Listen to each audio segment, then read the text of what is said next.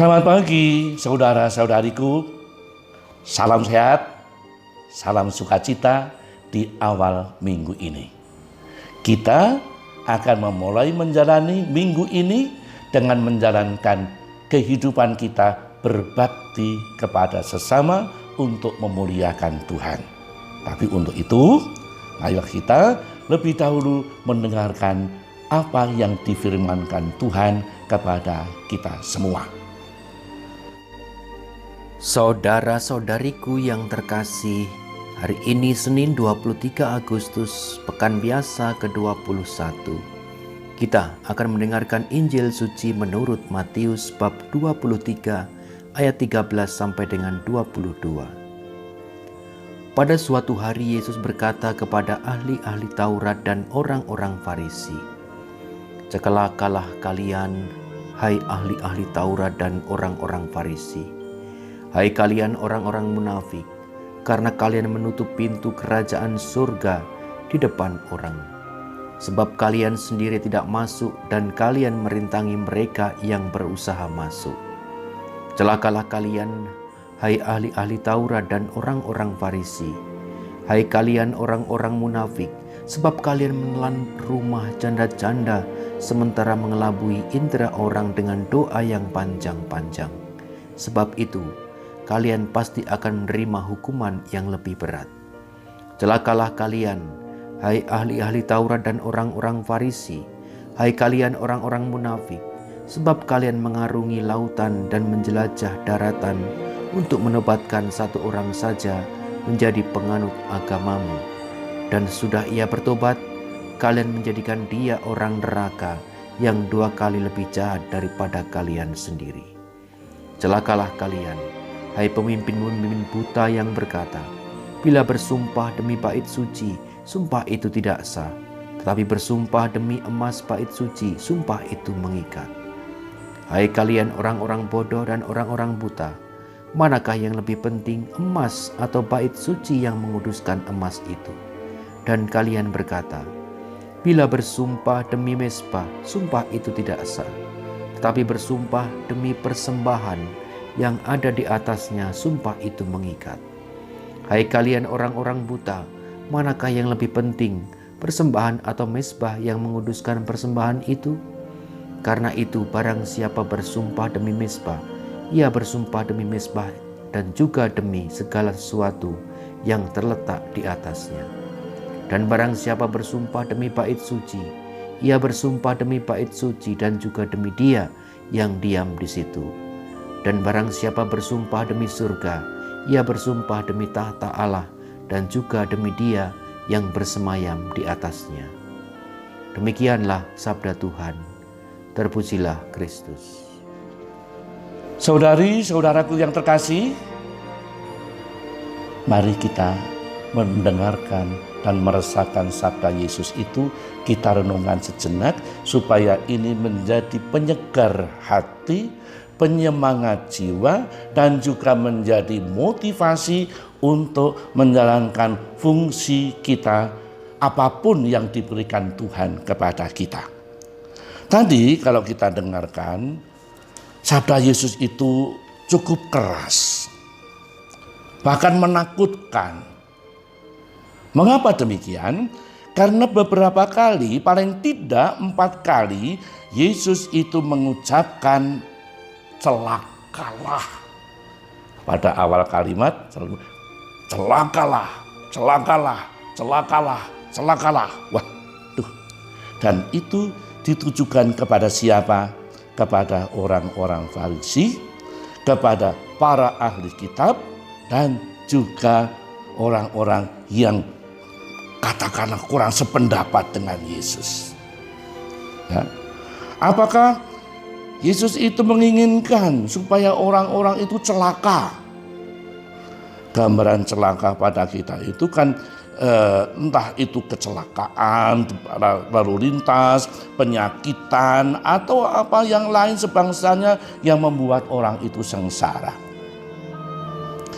Sebenarnya Yesus tidak mengatakan hal itu untuk orang itu takut dan akhirnya menjauhi Yesus.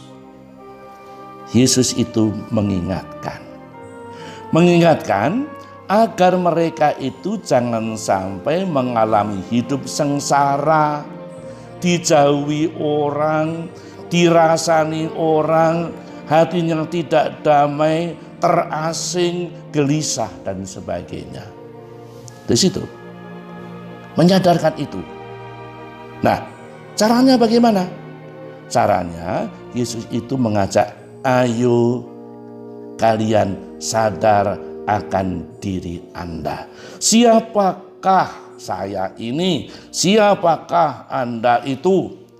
Mungkin seorang tokoh masyarakat, mungkin kepala keluarga, mungkin menjadi ketua ini dan ketua itu.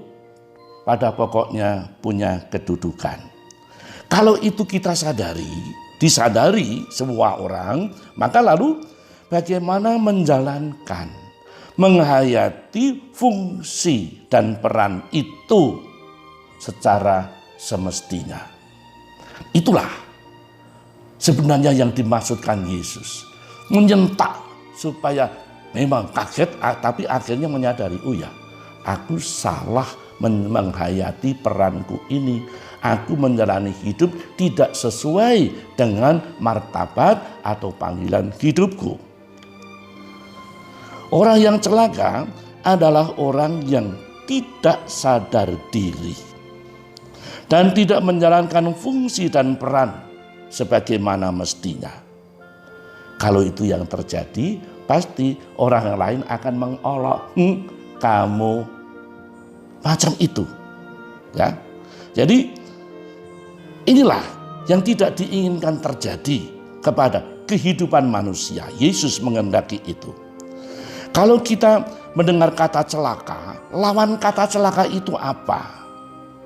Celaka itu lawannya adalah misalnya saja untung, bahagia, sukacita, damai sejahtera. Gitu. Nah, orang yang semacam ini adalah orang yang sadar diri. Siapakah aku? Aku berperan sebagai apa? Aku dipercayai orang sebagai apa? Dan sebagainya itu. Dan yang menghayati fungsi dan perannya itu secara baik. Berarti hidupnya itu seperti yang diharapkan oleh orang lain. Ya. Kalau seorang anak diharapkan oleh orang tua. Kalau kita tokoh umat, itu juga bagaimana kita bisa memenuhi harapan umat. Kalau kita seorang pegawai, bagaimana saya pegawai yang jujur dan tulus dan sebagainya itu. Jadi kita bisa membantu orang lain, berkontribusi positif bagi sesama. Yesus menunjuk 4 hal paling tidak dalam bacaan tadi itu. Supaya itu akhirnya kehidupan kita itu jauh dari unsur-unsur yang celaka itu. Yang pertama, Yesus mengingatkan bahwa kita adalah warga, anggota kerajaan Allah. Anggota kerajaan Allah. Kerajaan milik Allah, kerajaan yang dikuasai oleh Allah, kerajaan yang isinya adalah kasih Allah. Mari kita camkan dalam hati. Lalu kita syukuri, kita bangga, aku boleh menjadi warga kerajaan Allah, dekat dengan Allah. Itu lalu kita jalani dengan tekun dan setia. Kita semangati diri kita sendiri.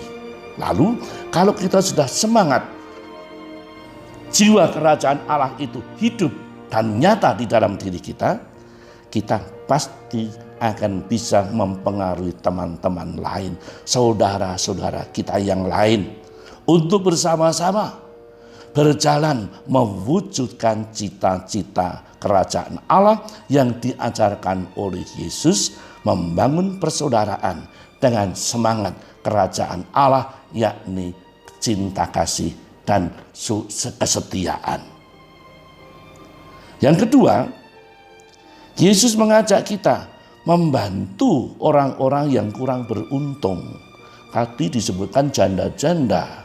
Nah, janda-janda itu orang yang tidak mempunyai martabat, tidak ada pembela, tidak punya status di dalam kehidupan bermasyarakat. Nah, itulah seperti orang-orang yang terpinggirkan.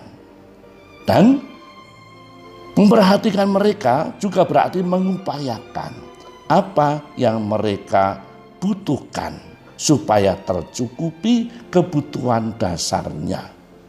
Membantu, memberikan arahan, nasihat dan sebagainya, itu pun juga membantu dalam kebutuhan sehari-hari, ya, sembako dan juga mungkin tempat tinggal, mencari kos dan sebagainya, itu pun juga berarti memberikan pendampingan kepada orang-orang yang kurang beruntung.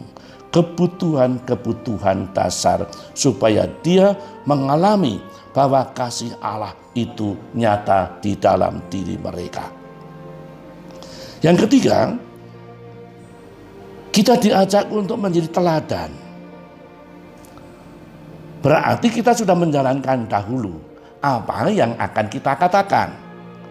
Ya, dengan demikian lalu orang akan melihat perilaku kita, kejujuran kita, keikhlasan kita, ketulusan kita. Kita bisa berpengaruh positif bagi orang yang barangkali arah hidupnya belum jelas, ya, yang belum mantap imannya, yang belum tertata hatinya.